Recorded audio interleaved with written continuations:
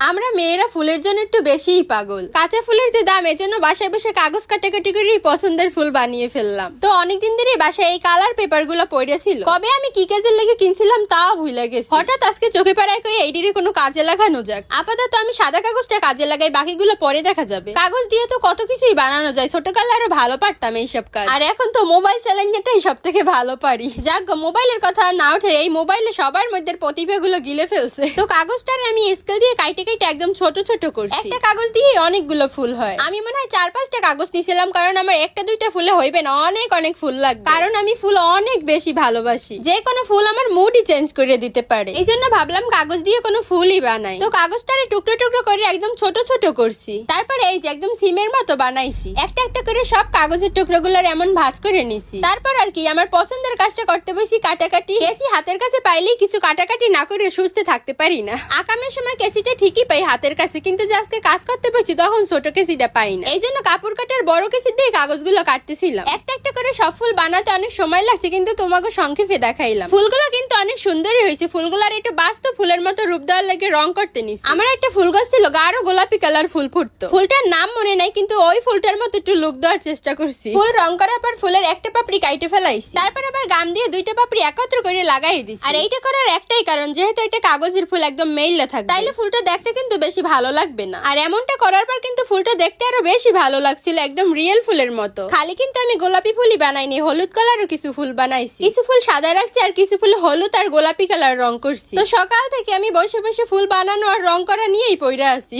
একসাথে এতগুলো ফুল বানাইতে বানাইতে আমি দিশেহারা। তবে একসাথে এতগুলো ফুল বানানোর অবশ্যই একটা কারণ আছে। এই যে আমার সব ফুলে রং করা শেষ। ফুলগুলো কয়েকটা ফুলের মতনই কিন্তু দেখায়। বেলি ফুল, চেরি ব্লসম, কাঠগোলাপ, যে ফুলের মতনই দেখাক, আসল কথা হচ্ছে আমি এতগুলো ফুল দিয়ে কি করব। নিশ্চয়ই তোমাদের মনের ভিতরে এই কোশ্চেনটা ঘুরতেছে। এই কোশ্চেনের উত্তর অবশ্যই তোমরা পাবা। আপাতত ফলো করে পাশে থাকো, কারণ ঠান্ডা নিয়ে আর